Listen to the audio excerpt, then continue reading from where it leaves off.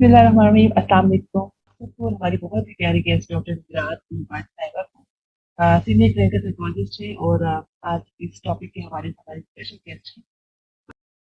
तो body shaming आज के हमारे इस पॉडकास्ट का टॉपिक है और मैं खुशरत फातिमा। इस टॉपिक के हवाले से मैम मैं चाहती हूँ कि आप पाकिस्तान के तनाज़ुर में एक मुख्तसर सा तारुफ अज़ान करें, एक डेफिनेशन आप करना चाहें वन लाइन में, तो बॉडी शेमिंग हमारे कल्चर में इसको किस तरह से देखते बिस्मिल्लाहिर्रहमानिर्रहीम। Thank you Ishrat.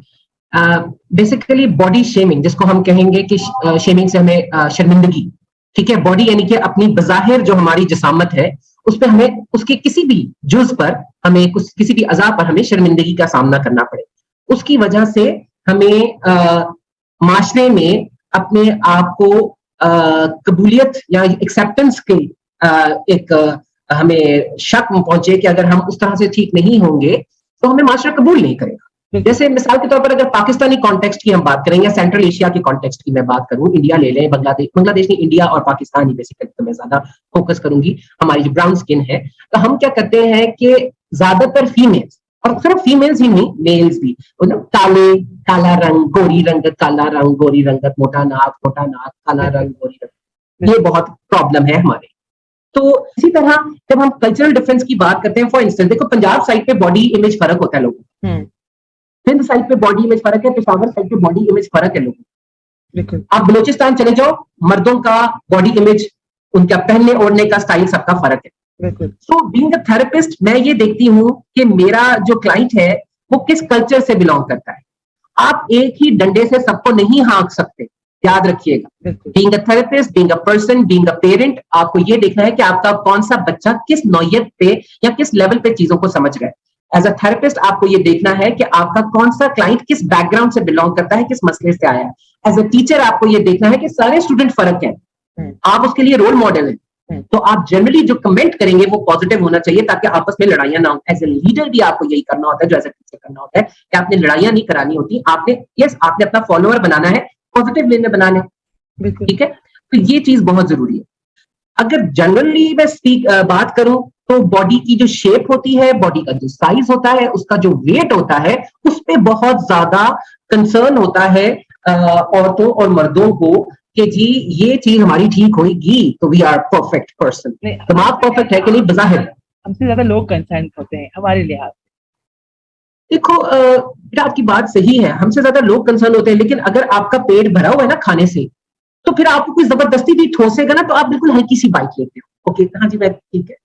लेकिन इसी तरह हमारी अगर सेल्फ एस्टीम अंदर से हिली हुई है ना, हम अंदर से अपने आप में पुख्ता और यकीन नहीं रखते, अपनी जात में खुद ही पॉइंट्स निकालते हैं, हमारे अंदर से खोखले हैं, तो हल्की सी हवा जो बाहर चलेगी, हल्का सा जो ताना बाहर से मिलेगा वो हमें हिला दे।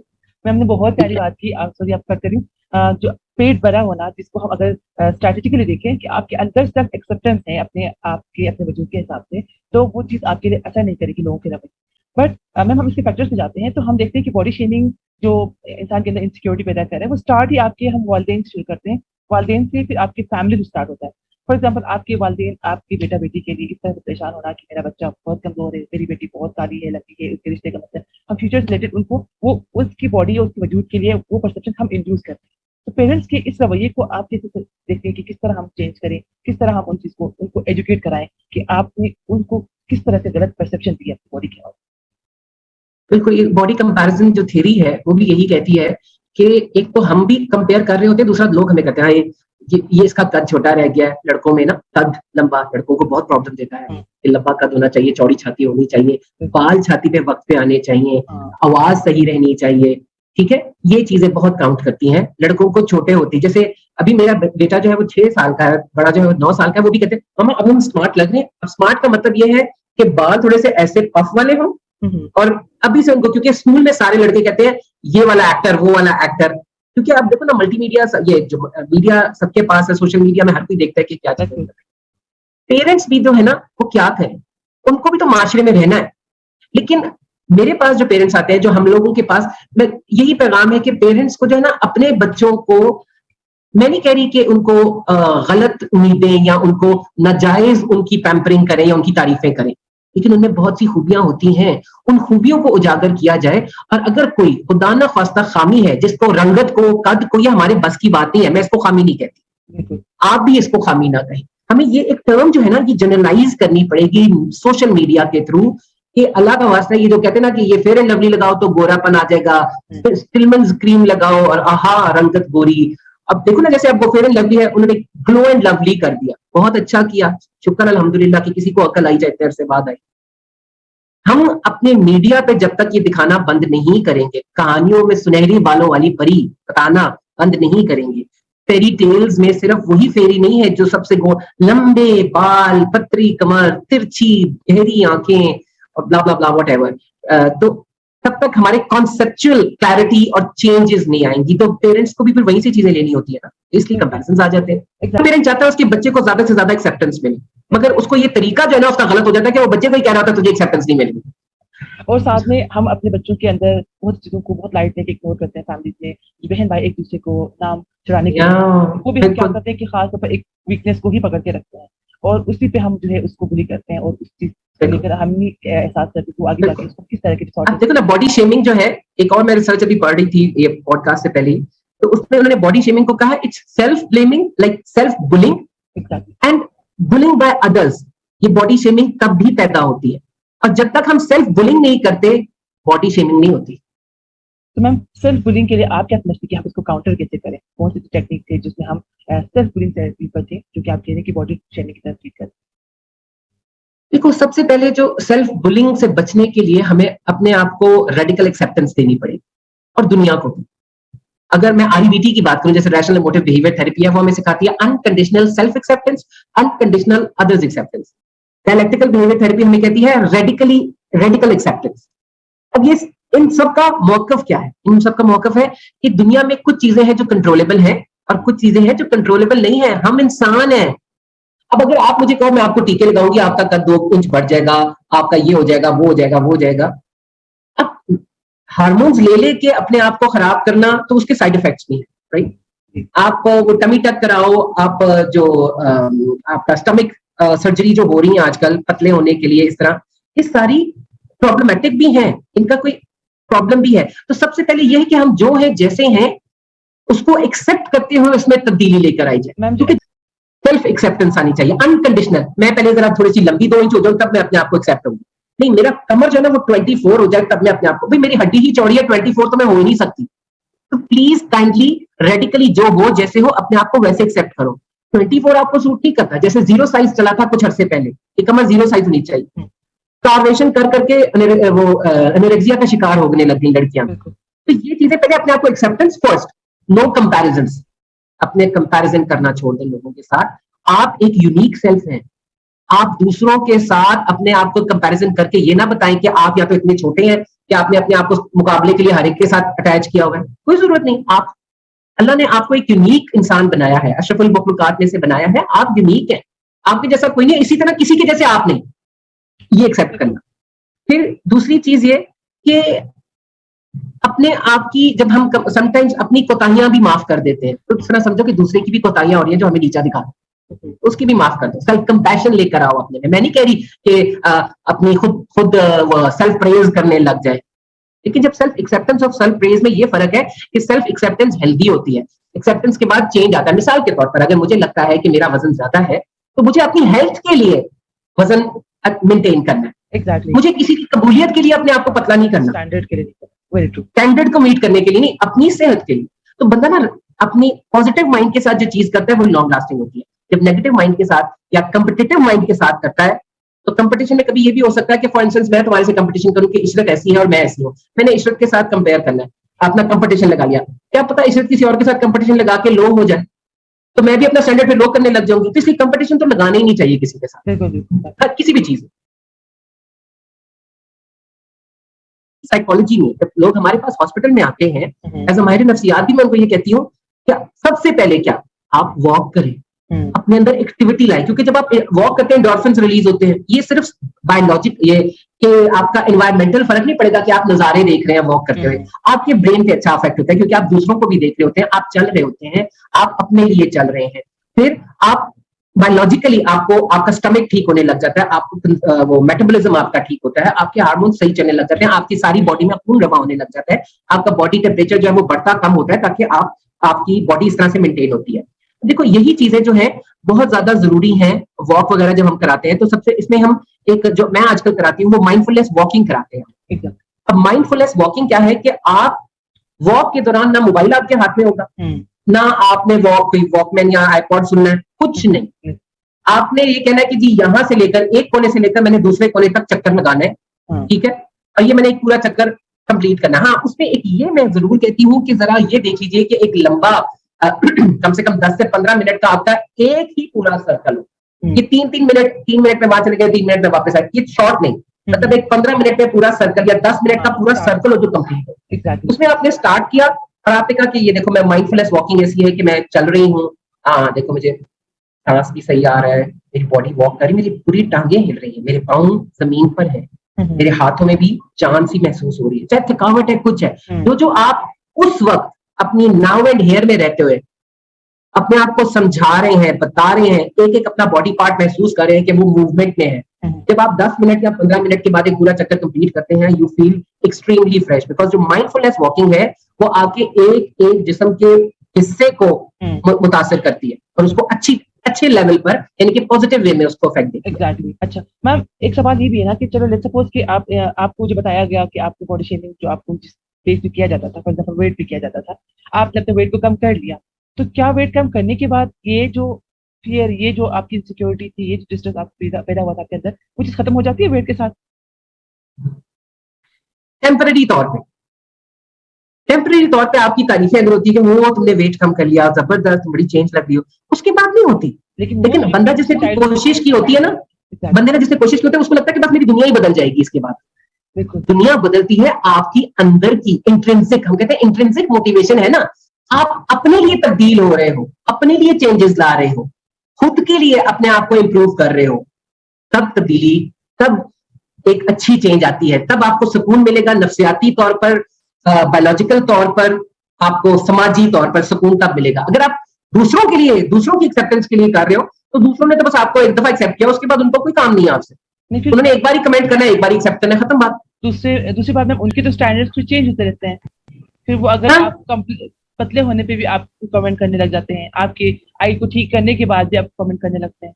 तो मतलब कि आपका मसला जब बॉडी शेमिंग पे आता है तो वो आपकी उस प्रॉब्लम से नहीं होता, आपको वो जो उनके अल्फाज, चीजें या वो उनका बिहेवियर होता है, वो आपको जो परसेप्शन दे रहा है, बेसिकली जो इंटरनली आपको हर्ट कर रहा है, वो ज्यादा खतरनाक है। तो मैम इस तरह मैंने एक सोशल एक्सपेरिमेंट की थी, सोशल मीडिया पे मैंने क्वेश्चन रेज किया कि आप कभी बॉडी शेमिंग का शिकार रहे हो और अगर आप इसको मेरे साथ शेयर करना चाहें। तो कुछ रिस्पॉन्स ऐसे थे कि अभी तक हमें लगता था कि क्योंकि बॉडी शेमिंग से रिलेटेड हमें लगता है कि खास तौर पर जब हम डायरेक्ट बॉडी शेमिंग की बात करते हैं हमें वजन का ही ख्याल आता है, या थोड़ा और जाते हैं तो हम थोड़ा सा कलर की तरफ चले जाते हैं, कॉम्प्लेक्शन की तरफ। लेकिन जो रिस्पॉन्सेज थे दे वर रियली शॉकिंग कि एक डॉक्टर ने मेरे साथ शेयर किया कि उसकी जो न्यू बॉर्न बेबी है उस पे जो लोग आके मुबारकबादी के लिए आके हा हू करके जो कमेंट करके जाते हैं नाक पे, आंख पे, उससे शी शुरू हो जाती है वो चीजें। तो मैम इस तरह के रवैये, उसके अलावा जिन्होंने मेरे साथ शेयर किया उनका ये पॉइंट ऑफ व्यू था कि वो कहीं ना कहीं थोड़ी बहुत उनके अंदर एक्सेप्टेंस थी, वो बोलने की जरूरत रखते थे, वो करेज कर पाए। तो हमें पता है कि हम सारे लोग जिंदगी में कहीं ना कहीं बॉडी शेमिंग के शिकार रहे हैं बचपन से इवन। लेकिन मसला ये भी आता है कि मैम वो लोग जो बोल रहे हैं कहीं ना कहीं वो कोप कर चुके हैं या उसके अंदर थोड़ी बहुत एक्सेप्टेंस है, वो बोल देते हैं कि हाँ मेरे इस पॉइंट पे लोग मुझे बोलते हैं, मेरे फिजिक पे, मेरे कलर पे। लेकिन सबसे बड़ा मसला उन लोगों के साथ है जो मैम बोलने से भी डरते हैं, उनके अंदर इतनी भी अभी वो करेज अभी वो नहीं गेन कर पाए कि वो अपने आप को उसको वर्बलाइज करके बोले खुद से कि मुझे ये कहा जाता था, इस बात पे बोला जाता था। तो मैम उन लोगों के लिए क्या मैसेज है, किस तरह से वो लोग एटलीस्ट अपनी इस चीज को तो एक्सेप्ट करें कि मेरे इस चीज को एटलीस्ट विक्टिमाइज किया जा रहा है, बुरी किया जा रहा है इस चीज को लेकर, तो उसके लिए हम क्या उन लोगों के क्या? जब आपका एक स्ट्रक्चर इस तरह का है, उस स्ट्रक्चर को तो आपको एक्सेप्ट करना पड़ेगा। जब आप उसको अपने आप को बार बार कहने से, जैसे हम ये कहते हैं कि आप उसको इतनी बार अपने आप को सुना लें कि आप उसके आदी हो जाए, क्योंकि हम अपने आप को बार बार ये भी तो कहते हैं मैं ठीक नहीं लग रही, मैं ठीक नहीं लग रही, हम इसके आदी हो जाते हैं। जब हम ये कह रहे हैं तो हम अपनी अफर्मेशंस पे आते हैं। अफर्मेशंस में ये कहते हैं कि मैं जो कर रही हूँ, जितना कर सक रही हूँ, यही बेहतर है, बिल्कुल मैं इतना ही बेहतर कर सकती हूँ, अपने लिए प्रैक्टिस करें। बिल्कुल, जैसे कोपिंग स्टेटमेंट्स, अफर्मेशंस ये अपने आप को देनी चाहिए, हमें अपने आप को महाज के लिए तैयार रखना। जीत हार बात की बात, बिल्कुल ऐसा ही है। तो ये चीजें आपको इंटरनली या इनडायरेक्टली आपके ब्रेन को फिर आपको इसी तरह ही मोल्ड करती है जिस तरह आप देखना चाहते हो। ये लाइक एक प्रैक्टिस भी हमारे बहुत इंपॉर्टेंट, जिससे हम लोग को ही बताते हैं। तो ये एक बहुत अच्छी स्ट्रैटेजी है कि हम अपने आप के लिए वो अच्छे वर्ड्स बार बार प्रैक्टिस करें, शायद आप खुद भी बिलीव ना करते हो, लेकिन वो एक टाइम आएगा कि फिर वो आप बिलीव भी करने लग जाते हैं, ऐसा ही है। तो मैम इसके अलावा अगर जी, तो मेरा अगला सवाल आपसे ये है कि कब हम उन इंडिकेटर्स को आइडेंटिफाई कर सकते हैं, like for example body shaming का हम सब शिकार होते हैं कहीं ना कहीं, तो वो कौन से इंडिकेटर्स हैं जो आप प्लीज को बताएं कि एक इंडिविजुअल को पता चले कि हाँ इस चीज से मुझे इस चीज में मुतासिर कर रही है और I need to get help. हाँ, देखो, सबसे पहली बात, बीइंग अ थेरेपिस्ट तो मैं यही कहूंगी कि हाँ, जब तक कोई मदद के लिए खुद तैयार नहीं होता, हम किसी को जाके तो मदद नहीं दे सकते। मगर फॉर इंस्टेंस, अगर मुझे एहसास हो रहा है कि यार मेरा नाक टेढ़ा है और मैं एक नॉर्मल रूटीन से हट जाऊं, कि मैं किसी के साथ भी फेस टू फेस बात नहीं कर सकती, हर एक के साथ ऐसे करके कर रही हूँ, या मुझे दांतों का मसला हो रहा है तो मैं हर एक के साथ ऐसे करके कर रही हूँ, या मेरी नॉर्मल रूटीन अफेक्ट हो रही है, मेरे रिश्ते नाते अफेक्ट हो रहे हैं, तो फिर तो ये बहुत हाई चीज है, बहुत हाई अलर्ट है कि मेरे अगर रूटीन और रिश्ते नाते अफेक्ट हो रहे हैं। हाँ, इससे थोड़ा सा नीचे चले जाए, अगर किसी को इस चीज की समझ हो कि यार why I am thinking again and again about my weight और माय दिस और दैट, ठीक है, और मैं कर भी नहीं सक रहा, मोटिवेट भी नहीं हो सक रहा, मगर मेरी सोच नहीं जा रही, तो ये सारी इंडिकेटर्स हैं जिसमें हमें सोचना पड़ता है कि हमें कोई हेल्प ले लेनी चाहिए, क्योंकि हम खुद अपनी मदद आप नहीं कर सक रहे। थोड़ी सी मदद किसी माहिर नफ्सियात यानी कि क्लिनिकल साइकोलॉजिस्ट या साइकोलॉजिस्ट जो स्पेशली सबके लिए मैं जरूर कहूंगी कि जो उस फील्ड में माहिर हो, ये नहीं कि जो बस क्लेम कर रहा है। आपका हक बनता है, आपने पैसे खर्च करने हैं, आपने अपना टाइम खर्च करना है, तो आप अगले के बारे में ये जरूर जानिए कि उसकी क्या क्वालिफिकेशन है। वो जो बता रहे हैं वो नहीं, जो उसकी है वो देखें, उसके बारे में इंक्वायर करें, फिर उससे मशवरा लें, क्योंकि ये आपकी दिमागी जो सोच है, जो आपका दिमाग है, माहिर नफ्सियात उसको तबाह भी कर सकता है और संवार भी सकता है, इसलिए उसकी क्वालिफिकेशन, उसकी प्रैक्टिस जो है ना, वो देखना बहुत जरूरी है। Thank you so much ma'am, आपने एक इंपॉर्टेंट पॉइंट है कि जब आप हेल्प के लिए भी रेडी हो और आप देख रहे हो, तो we have to be very careful कि हम किसके पास जा रहे हैं, बिकॉज इस इधर भी पाकिस्तान के अंदर अभी हम देखते हैं तो यहाँ भी मेल प्रैक्टिस बहुत ज्यादा हो रही है, तो उस हर जगह बेटा, हर जगह, सिर्फ पाकिस्तान में नहीं, हर जगह। अभी हमारी पाकिस्तान की ऑडियंस की हम बात करें तो हमें भी केयरफुल होने की जरूरत है कि हम हेल्प ले भी रहे हैं तो फिर आप उसको भी आप अपने लिए पॉजिटिव भी बनाए और यूजफुल बनाए। तो मैम पाकिस्तान में उसके अलावा और क्या क्या सपोर्ट हो सकती है जिसमें एक इंडिविजुअल के लिए अवेलेबल हो? एक तो आपका ये बड़ी अच्छी काविश है, ये बड़ी अच्छी काविश है, इस तरह के कोई पॉडकास्ट हो, कोई टॉक्स हो जो क्वालिफाइड लोगों से लिए जाएं, उनके मशवरे, उनकी टॉक्स अवेलेबल हो, ड्रामे ऐसे बने और टीवी पे एड्स भी ऐसे आए और बात भी सोशल मीडिया में ये हो, जैसे खाड़ी ने मॉडल्स अपनी चेंज की, उन्होंने कहा कि सामले हर तरह के। अभी मैं देख रही थी वो सना सफीनाज के एड आया हुआ था, तो मैंने वो क्लिक किया, मैंने कहा अच्छा, तो उसमें उन्होंने दिखाया है कि एक उन्होंने हेल्दी खातून भी रखी है और एक नॉर्मल मॉडल भी रखी है। तो मुझे बड़ा अच्छा लगा कि उन्होंने दिखाया कि हर एक के लिए, उन्होंने लिखा हर एक के लिए, उसमें उन्होंने फीमेल्स में दिखाया है कि कोई जो प्रोफेशनल फीमेल्स है, जैसे पुलिस, डॉक्टर, ऐसे करके दिखाया है, तो उनके भी दिखाया कि वो भी पहन सकते हैं वो कपड़े, सारा कुछ। तो ये देखो ना, चीजों को नॉर्मलाइज जब कर देंगे तो किसी के लिए वो चीज धब्बा नहीं रहेगी, मेरे लिए मेरी बॉडी शेम नहीं रहेगी, एक्सेप्टेंस रहेगी। एग्जैक्टली ऐसा ही। इसकी एक छोटी सी मिसाल शेयर करना चाहूंगी। मैं मास्टर्स के दौरान ही हमारी एक लड़की थी, उनका कम्प्लेक्शन बहुत डार्क था, लेकिन शी वाज वेरी पॉजिटिव। शायद उसको इस चीज का बताया गया था या कभी नहीं दिखाया था कि आप इस चीज को एज खामी देखनी है। उसने अपने नाम के साथ ब्लैक रखा था और मतलब वो अपने टाइटल में जैसे आप तखल्लुस रखते हैं तो शॉर्ट नेम रखते हैं, तो अपने नाम के साथ ब्लैक रखा, तो वो उसके बॉडी जेस्चर से बहुत एक कॉन्फिडेंट पोस्टर नजर आता था। और आज मैं देखती हूँ वो इको ब्रांड की एम्बेसडर है और वो मॉडल है, और उसके वो वहाँ पे बहुत खूबसूरत तरीके से उसको दिया है और आजकल उसकी बहुत प्यारी प्यारी मैं देख रही हूँ ड्रेसेस के साथ। तो यहाँ मेरी अंडरस्टैंडिंग ये थी कि वहाँ उसकी अपनी सब एक्सेप्टेंस थी, जो कि सोसाइटी ने बहुत बाद में एक्सेप्ट किया, अब जाके वो इस मॉडल वहाँ पे जो है काम कर रही है। तो ये exactly start from our self, और उस सेल्फ की प्रैक्टिस के लिए हम कुछ लाइफ मोटिवेशन कर सकते हैं जिसमें हम, और उसके अलावा एक अगर पॉइंट मैं ऐड करना चाहूँ कि वो लोग, क्योंकि हम ये कभी नहीं दावा कर सकते कि हम लोगों को एकदम चेंज करें, तमाम लोग हमारी अंडरस्टैंडिंग को ही इस तरह समझ जाए, नहीं हो सकता, like it takes time people के लिए खासतौर पर। तो हम एटलीस्ट उन लोगों से कट डाउन तो हो सकते हैं जो इस तरह की चीजों को समझने के लिए अभी बहुत रिलक्टेंट है। आप उनसे दूर रहें, अपनी सराउंडिंग्स कैसे बनाएं, ये जो लोग विलिंग है एक्सेप्टेंस जिसके अंदर उनसे कम्युनिकेट करें, डिस्कस करें और नॉर्मलाइज करें। एम आई राइट मैम? बिल्कुल बिल्कुल, आप सही कह रही हो। जैसे हम जब डिप्रेशन में कोई जाता है तो उसका सबसे पहला असूल ही हम ये कहते हैं, तो लोग आपने फजूल में क्रिटिकल कमेंट्स आपको देते हैं, आपको नीचा दिखाने की कोशिश करते हैं, उनसे थोड़ा सा हटते हैं, क्योंकि हम क्या करते हैं, हम उसी से एक्सेप्टेंस चाहते हैं जिससे हमें रिजेक्शन मिल रही होती है। बिल्कुल। तो पहले अपने आप को धूप से तो बचाएं, अपने आप को कांटों से तो बचाएं, फिर कहें कि आपको चुभन हो रही है कि नहीं हो रही है। बिल्कुल। ठीक है, अपने आप को कांटों पे रखना, फिर कहना मुझे कुछ चुभ रहा है, तो समझे अपने आप को कांटों से, उन लोगों की जुबान के कांटों से बचाएं अपने आप। Very true ma'am. और वो चाहे आपके घर वाले भी हों, लाइक आप उनको चेंज करने के लिए उठने के बजाय आप उनको दूर करें, लाइक दूर इन द सेंस कि बिल्कुल, ये आप चेंज करने का जो दावा है ना, ये छोड़ दें। हम किसी को चेंज नहीं कर सकते जब तक वो खुद ना चाहे। बहुत खूबसूरत मैम।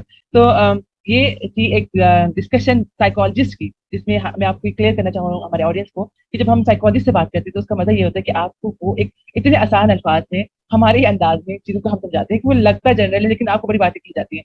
तो ऐसा ही है आज के मैम की डिस्कशन में भी बहुत सारे टेक्निक और स्टडीज मैम ने विद एग्जाम्पल और उस अंदाज में शेयर किया है जो कि आप लोग समझने के लिए बहुत ईजी है। तो आई होप कि इससे बहुत लोगों को फायदा और इस चीज़ को हमारे इस एपिसोड्स को हम इंशाल्लाह आगे भी कंटिन्यू करेंगे और भी बहुत सारे ऐसे टॉपिक के साथ जो हम रेयरली डिस्कस करते हैं हमारे पाकिस्तान में, जिनमें हमारे मेल और फीमेल के रिप्रोडक्टिव हेल्थ है, मेंस्ट्रुअल हेल्थ है, पीसीओ जैसे टॉपिक्स है, हमारे चाइल्ड एब्यूज टॉपिक और बहुत सारे टॉपिक्स है जो हम ला रहे होंगे इस पॉडकास्ट के थ्रू इंशाल्लाह डिस्कशन में विद एक्सपर्ट्स, ताकि लोग इसमें अपने लिए गेट हेल्थ अप्रोच की तरफ आए और इस पर बात करें। मैम बहुत ज़बरदस्त। उसके अलावा मैम आपकी प्रैक्टिस जैसे क्लिनिकल सेटअप में बहुत रही है, तो आपसे शुरू करती हूँ कि आपको खुद भी कभी इस चीज़ का सामना करना पड़ा बॉडी शेमिंग का, और आपने इसको कैसे कोप किया, और आपके पास अब किस तरह के केसेस बॉडी शेमिंग से रिलेटेड आते हैं जो अब किसी डिसऑर्डर की तरफ लीड कर रहा है? जैसे मैं अगर अपनी मिसाल दूं ना, तो मैं when I was in my 5th class, तो मेरा कद लंबा बड़ा जल्दी लंबा हो गया था। तो मेरे साथ जो लड़कियां थी, जो मेरी क्लास फेलोज थी, उनके कद मेरे से छोटे थे और मेरा कम से कम मुझे याद है कि मेरे कंधे तक की लड़कियां ज्यादा होती थी और मैं ऑड वन आउट होती थी, सबसे लंबी लाइन में सबसे पीछे मुझे खड़ा कर देती थी टीचर। ठीक है, क्लास में कहती थी तुम सबसे पीछे बैठ जाओ क्योंकि तुम्हें तो नजर आ ही जाना है ब्लैक बोर्ड, बाकियों को बैठने दो, तुम्हारा सर जो है आ जाता है तो बाकियों को नजर नहीं आता। अच्छा, तो मेरी आवाज भी सब में जरा भारी थी, ऊंची थी, तो वो हर तरह से मैं बैक बेंचर के लिए उनको काबिल करती। तो पहले तो मैंने सोचा कि क्या यार, ये मैं आगे बैठना चाहती हूँ टीचर ताकि सीधा मुझे देखे, मैं ब्लैक बोर्ड सामने से देखूं, मैं क्यों इन पे बैठूं। अच्छा, फिर आहिस्ता आहिस्ता मैंने अपने आप को और मैं अपनी वालदा को उनको क्रेडिट देती हूँ कि उन्होंने कहा कि देखो तुम्हारी आवाज तो ऐसी है कि तुम ऐसे करके बोलती हो तो एंड तक पहुंच जाती है, और तुम जहां भी बैठी हो तुम्हें हर चीज नजर आती है, तो तुम्हें क्या जरूरत है सबसे आगे बैठने की। फिर जो छोटी छोटी टिल्लियां होती है ना, वो जो है ना उनको नजर नहीं आएगा तो तुम्हें नजर आएगा। So that was comforting for me. लेकिन स्टिल मैं ये सोचती हूँ कि वो जो टिग्नियां होती है, जैसे मेरे अब तक जहन में वो वर्ड टिग्नियां है वही क्योंकि मेरी बता रहे मदर ने कहा था एक चीज आज से करने के कितने लिए। साल पहले। बिल्कुल। लेकिन ये भी देखो ना, एक लेबलिंग हो गई, लेकिन मेरी माँ ने मुझे कंफर्ट देने के लिए कर दिया। बिल्कुल। ठीक है, हाँ। तो मेरी सेल्फ एस्टीम मजरूनी हुई।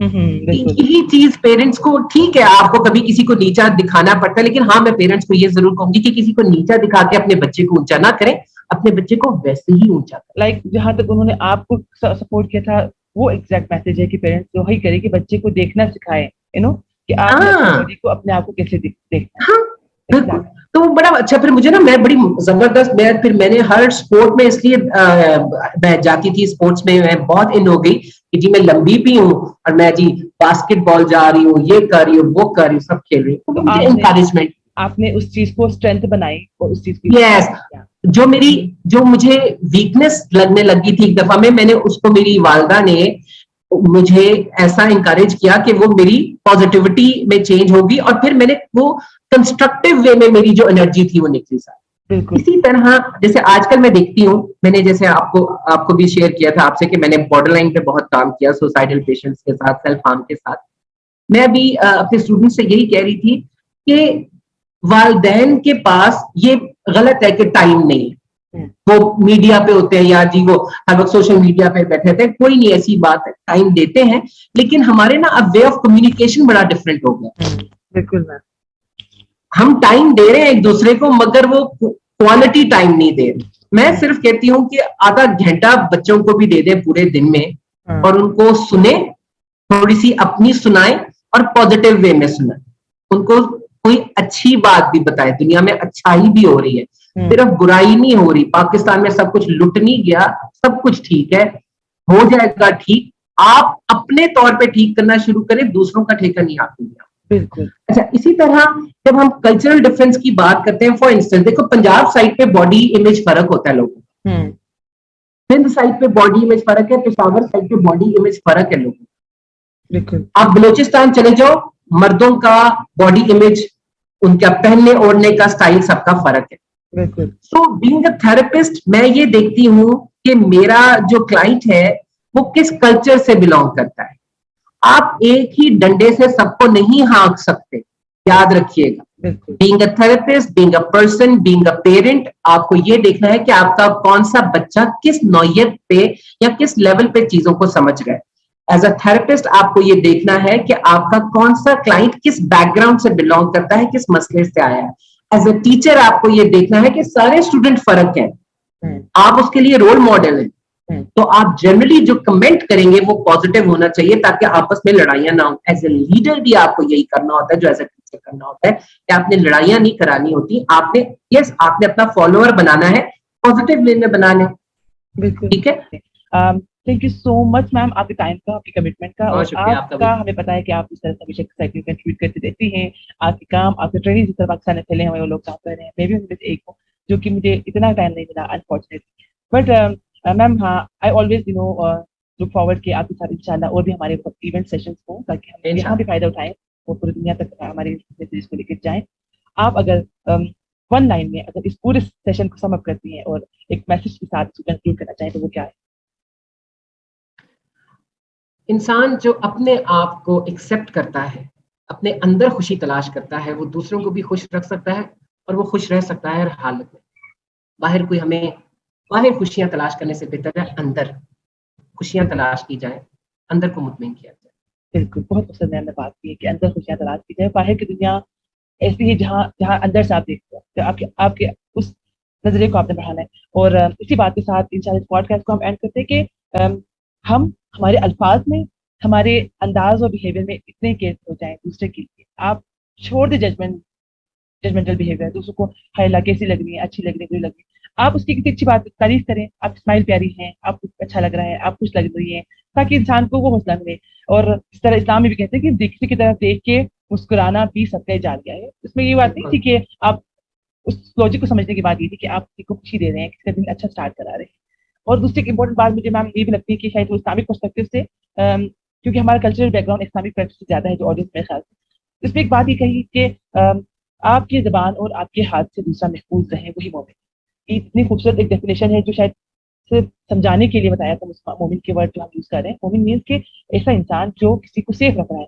तो मारना जख्म देना सिर्फ आपके हाथ से नहीं, आपके अल्फाज से भी है, आपके रवैये से भी है। और वही एक चीज, आप एक रवैया, एक टीचर का एक बच्चे को बुली करना, एक ऐसा वर्ड यूज करना, एक मदर का बच्चे के लिए गलत तरीके से परेशान होना, इस सोसाइटी का उसको गलत तरीके से देखना, वो चीज एक इंसान की शख्सियत को बिगाड़ती है, शख्सियत के अंदर बहुत सारी चीजों को मजबूत करती है। उस चीज के हमें केयरफुल होना चाहिए। तो इस मैसेज के साथ thank you so much ma'am, once again आप स्माइल लेके मुझे, मेरा दिन अच्छा स्टार्ट हो गया, एनर्जी मिल रही है। तो आपके टाइम का बहुत शुक्रिया। आपको हम बहुत मजीद खिदमतें देते रहेंगे बहुत सारे प्लेटफॉर्म पे भी। प्रो चॉइस के प्लेटफॉर्म पे आपके आने का बहुत शुक्रिया। Thank you so much. बहुत शुक्रिया। बहुत शुक्रिया।